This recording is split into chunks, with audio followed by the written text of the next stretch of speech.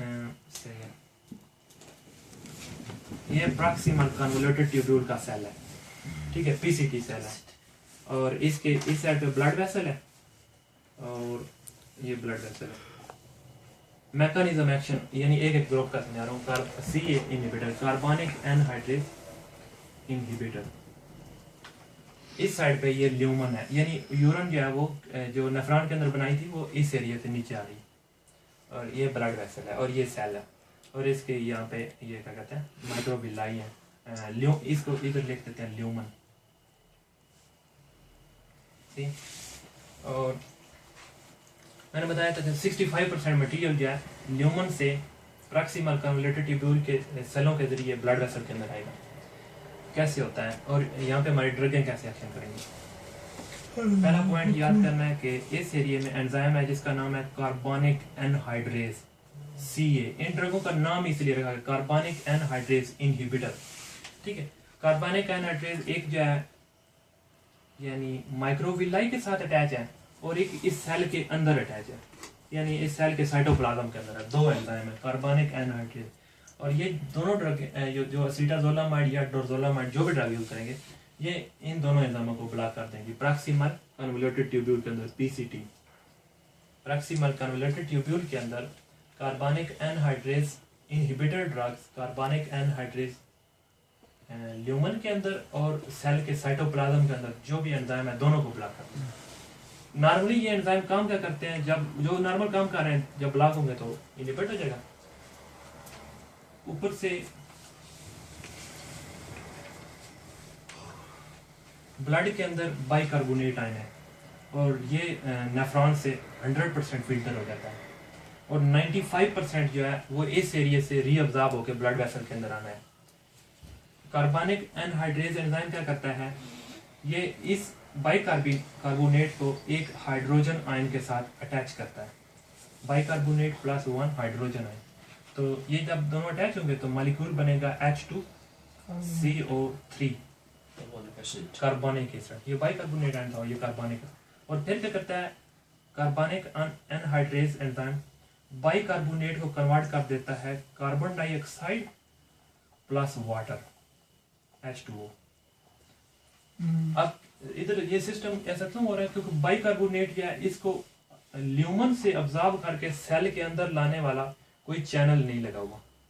ठीक है, हमारे नेफ्रॉन के अंदर ऐसा कोई चैनल नहीं है जो कि बाइकार्बोनेट को डायरेक्ट नेफ्रॉन के ल्यूमन से ले और सेल के अंदर ले ले।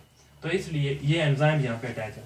इसका काम है कि बाइकार्बोनेट को एक प्रोटॉन के साथ अटैच करना और इसके रिजल्ट में H2CO3 बनेगा और ये बाद में कन्वर्ट हो जाएगा कार्बन डाइऑक्साइड एंड वाटर में। कार्बन डाइऑक्साइड गैस है, oxygen, carbon dioxide, nitric oxide, जितनी भी गैसें हैं ये सेल मेम्ब्रेन को क्रॉस कर देती हैं। ठीक है, यानी लिपिड सॉल्युबल होती है।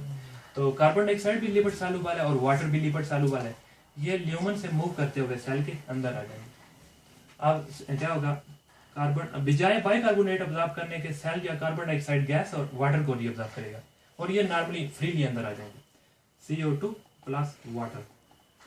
अब जो ये एंजाइम लगा हुआ है ये क्या करता है, वाटर और कार्बन डाइऑक्साइड दोनों को दोबारा अटैच कर देता है, तो मॉलिक्यूल बनाता है H2CO3। फिर क्या करता है, इसी H2CO3 को तोड़ता है तो रिजल्ट में बना देता है HCO3 नेगेटिव +1 प्रोटॉन। जो प्रोसेस यहाँ पर हुआ है, जो ये बाइकार्बोनेट अब इस फॉर्म में यानी वाटर और कार्बन डाइऑक्साइड फॉर्म में आया था और इस एंजाइम ने दोबारा बना लिया है।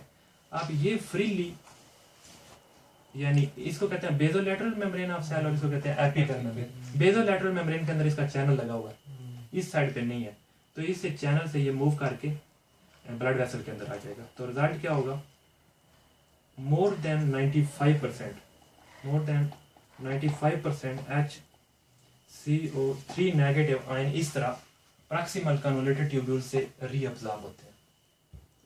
जो ये प्रोटॉन बना है ये दोबारा ल्यूमन के अंदर जाएगा और उधर से यानी एक बाइकार्बोनेट को अंदर लेके आएगा। वो कैसे होता है, यहाँ पर एंटीपोर्ट लगा हुआ है जिसका नाम है सोडियम प्रोटॉन एंटीपोर्ट, यानी एक प्रोटॉन आउटसाइड जाता है और उसके रिजल्ट में एक सोडियम अंदर आ जाता है और अब बाइकार्बोनेट के साथ ही सोडियम जो है वो भी सेल इधर से ब्लड वेसल में चला जाएगा और इस तरह 65% सोडियम ये बराबर हो जाएगा। क्लियर? एक बार रिपीट करता हूँ।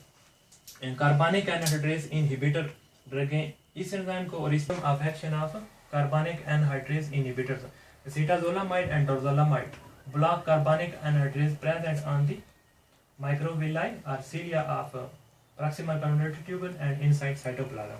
तो रिजल्ट क्या होगा कि बाइकार्बोनेट यानी बाइकार्बोनेट से H2CO3 नहीं बनेगा और वाटर और कार्बन डाइऑक्साइड नहीं बनेगी, और जब अंदर वाला ब्लॉक होगा तो ये प्रोटॉन नहीं बनाएगा और इसके रिजल्ट में एक सोडियम का जो अंदर आना था मालिक्यूल वो नहीं आएगा, और हर एक प्रोटॉन आउटसाइड जाता है, एक सोडियम अंदर आता है। तो रिजल्ट क्या होगा? सोडियम और बाइकार्बोनेट दोनों यूरिन के अंदर नीचे चले जाएंगे और यूरिन के जरिए बॉडी से लॉस हो जाएंगे। जब सोडियम बॉडी से लॉस होगा तो ये अपने साथ वाटर को भी लेके जाएगा। समझ आए? ये मैकेनिज्म है डायूरेटिक कार्बनिक एनहाइड्रेज इनहिबिटर का मैकेनिज्म ऑफ एक्शन। तो इसको हम अगर थ्योरेटिकली एक्सप्लेन करें, these drugs block carbonic anhydrase enzymes and inhibit the synthesis of proton inside cytoplasm. So in that response, bicarbonate present inside the lumen cannot be absorbed from the proximal convoluted tubule into blood vessel. It is lost in urine, and so one sodium ion and also water are lost with urine. तो result क्या होगा? आगे urine का volume बढ़ जाएगा, patient के अंदर blood volume कम होना शुरू हो जाएगा। क्लिनिकल यूज कार्बनिक एनहाइड्रेज के दो ड्रग हैं इसमें, एसीटाजोलामाइड एंड डोरजोलामाइड। एसीटाजोलामाइड इसका पहले नंबर पे यूज होता है ग्लाउकोमा में।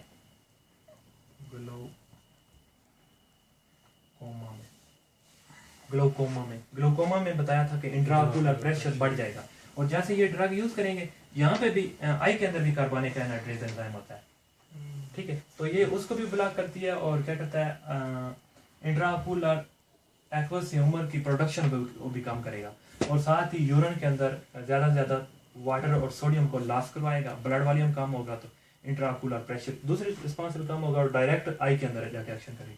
ग्लाउकोमा में यूज करते हैं एसीटाजोलामाइड। जो दूसरी ड्रग बताई है डोरजोलामाइड, उसके ये सिस्टेमिक यूज करते हैं। जो डोरजोलामाइड है उसके ड्रॉप्स डाले जाते हैं, जिस तरह पिलोकार्पिन के ड्रॉप्स हैं ग्लाउकोमा में यूज होते हैं, इसी तरह डोरजोलामाइड के ड्रॉप टिमोलोल भी यूज होती है, बीटा ब्लॉकर टिमोलोल भी यूज। इसमें कौन सी ज्यादा इफेक्टिव होगी? ये सबसे पहले ग्लाउकोमा वाले पेशेंट आए तो सबसे पहले बेस्ट ड्रग जो है वो पिलोकार्पिन है, पिलोकार्पिन। उसके बाद फिर टिमोलोल भी यूज कर सकते हैं, सीटाजोलामाइड भी, डोरजोलामाइड भी, इस तरह मैनेजमेंट, और प्रोस्टाग्लैंडिन वाली ड्रग भी यूज होती हैं। पहला क्या कहते हैं clinical use glaucoma. Second number है मेटाबॉलिक अल्कैलोसिस। मेटाबॉलिक अल्कैलोसिस, अगर बॉडी के अंदर अल्कैलोसिस का मतलब है बेस, जब बेस बढ़ जाए तो ऐसी कंडीशन में भी कार्बनिक एनहाइड्रेज इनहिबिटर यूज करते हैं। क्यों? क्योंकि जब बेस बढ़ेंगे तो उसका मतलब है बाइकार्बोनेट बढ़ेगा, तो अगर ये ड्रग यूज करते हैं तो बाइकार्बोनेट यूरिन के जरिए बॉडी से लॉस होगा, तो रिजल्ट क्या होगा? ब्लड के अंदर जो अल्कलानिटी होती है, नॉर्मल ब्लड की पीएच होती है 7.35 to 7.45, ठीक है। अगर पीएच जितनी ज्यादा होगी उसको कहते हैं अल्कलाइनाइजेशन, यानी अल्कलाइन बढ़ रही है। अगर फॉर एग्जांपल पीएच हो जाए 7.55 तो एसीटाजोलामाइड यूज करो या डोरजोलामाइड यूज करो, एसीटाजोलामाइड सबसे बेस्ट है। तो ये यूज करने से पीएच दोबारा रिवर्स हो जाएगी, बाइकार्बोनेट यूरिन के लिए लॉस होगा, तो ये इसका दूसरा यूज है मेटाबॉलिक अल्कैलोसिस। तीसरा इसका क्लिनिकल यूज है mountain sickness syndrome. Mountain sickness यानी अगर किसी केटो वगैरह के ऊपर जाना हो, किसी पहाड़ी के ऊपर जाना हो तो एसीटाजोलामाइड यूज कर लेनी चाहिए। इसका प्रोसेस थोड़ा फिजियोलॉजिकली है, समझा दूं इधर? समझा दो। ओके, क्या होता है कि जैसे बुलंदी पे जाएंगे तो उस एरिया में ऑक्सीजन का जो पार्शियल प्रेशर है वो लो होता है, ठीक है। जैसे जो पहाड़ी के ऊपर जाते हैं partial pressure of oxygen drop हो जाता है, नॉर्मली इस लेवल पे 0 एटमॉस्फेयर है या 760 मिलीमीटर मर्करी प्रेशर है ऑक्सीजन का। हिल्स के ऊपर ऑक्सीजन का पार्शियल प्रेशर डिक्रीज होगा, तो अब ऑक्सीजन का पार्शियल प्रेशर डिक्रीज है तो बॉडी की जो डिमांड है वो पूरी नहीं हो रही, तो उसके रिजल्ट में पर्सन क्या करेगा, हाइपर वेंटिलेशन स्टार्ट करेगा। हाइपर वेंटिलेशन यानी ज्यादा से ज्यादा ब्रीदिंग करेगा और डीप ब्रीदिंग करेगा, और ब्रीदिंग रेट भी फास्ट होगा और ब्रीदिंग भी डीप होगी। और अब क्या होता है, जब ब्रीदिंग फास्ट होती है और डीप होती है तो रिजल्ट में कार्बन डाइऑक्साइड जो है वो ज्यादा से ज्यादा एक्सेल की जाती है, यानी बॉडी के अंदर जो कार्बन डाइऑक्साइड है वो लॉस होगी। कार्बन डाइऑक्साइड जो खुद एक स्टिक मटेरियल है, ठीक है, स्टिक मटेरियल। तो जब कार्बन डाइऑक्साइड ब्लड से लॉस, अब इसका मैकेनिज्म सारा वही पैटर्न है। ये कार्बन डाइऑक्साइड वाटर के साथ एक्शन करती है, उसके साथ बाइकार्बोनेट बनता है, फिर एक प्रोटॉन बनता है। ये प्रोटॉन क्या है, कार्बन डाइऑक्साइड की एसिडिटी बनाता है, सॉरी ये प्रोटॉन जो है एसिडिटी बनाता है। अगर कार्बन डाइऑक्साइड ज्यादा से ज्यादा एक्सेल हो रही है तो ब्लड के अंदर पीएच जो है वो क्या होगी, यानी अल्कलाइन साइड पे जाना शुरू होगी, अल्कलाइन साइड पे जाना शुरू होगी। तो ऐसी कंडीशन में फिर एसिटाजोलामाइड यूज करते हैं और इसको कहते हैं माउंटेन सिकनेस।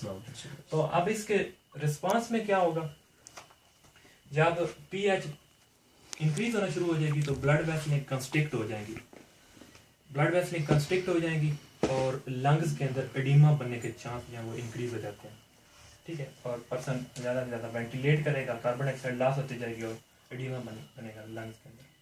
क्लियर? तो उसके लिए कोई भी यूज कर सकते हैं? एसिटाजोलामाइड नहीं, सिर्फ ये drug use mountain sickness disease में प्रोफाइलैक्सिस के लिए एसिटाजोलामाइड यूज करना है।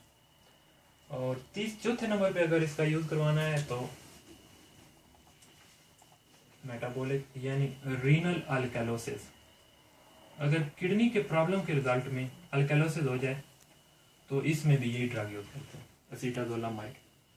अगर किडनी जो है वो प्रोटॉन को ज्यादा से ज्यादा लॉस कर रहा है, यूरिन में प्रोटॉन को लॉस कर रहा है, तो एसिटाजोलामाइड यूज करेंगे ताकि बाइकार्बोनेट लॉस और दोबारा पीएच बैलेंस हो जाए। 4 क्लिनिकल यूज है, ग्लाउकोमा में, मेटाबॉलिक अल्कैलोसिस में, रीनल अल्कैलोसिस में एंड माउंटेन सिकनेस में। डोरजोलामाइड के ड्रॉप्स और इस ड्रग के, ये ड्रग सिस्टेमिक यूज की जाती है। साइड इफेक्ट इसके मैकेनिज्म एक्शन से एक्सप्लेन होते हैं। नंबर 1, ये इस ड्रग जो एसिटाजोलामाइड और डोरजोलामाइड है इनके अंदर सल्फर मॉलिक्यूल होता है, तो इसलिए हाइपर सेंसिटिविटी रिएक्शन हो सकता है ड्रग यूज करने से, जिस तरह सेंसिटिविटी। दूसरे ड्रग्स हैं सल्फोनामाइड ग्रुप से सल्फामिथोक्साजोल एंटीबायोटिक, इसी तरह आगे ग्रुप आ रहा है फ्यूरोसिमाइड टोरसिमाइड, उनके अंदर भी सल्फर ग्रुप होता है, उसकी वजह से हाइपर सेंसिटिव रिएक्शन हो सकता है, यानी रैश प्रोड्यूस हो सकते हैं, एनाफिलैक्सिस हो सकता है। ये एक साइड इफेक्ट है इन लोगों का। दूसरा साइड इफेक्ट क्या है,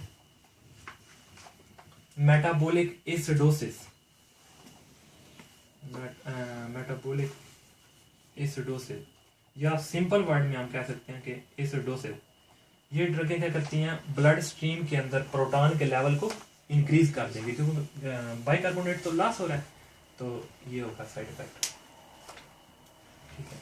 और तीसरे नंबर पे क्या कहते हैं, हाइपोकैलेमिया। पोटासियम का लेवल लॉस, ठीक है, पोटासियम की डेफिशिएंसी हो सकती है। ये 3 साइड इफेक्ट। क्वेश्चन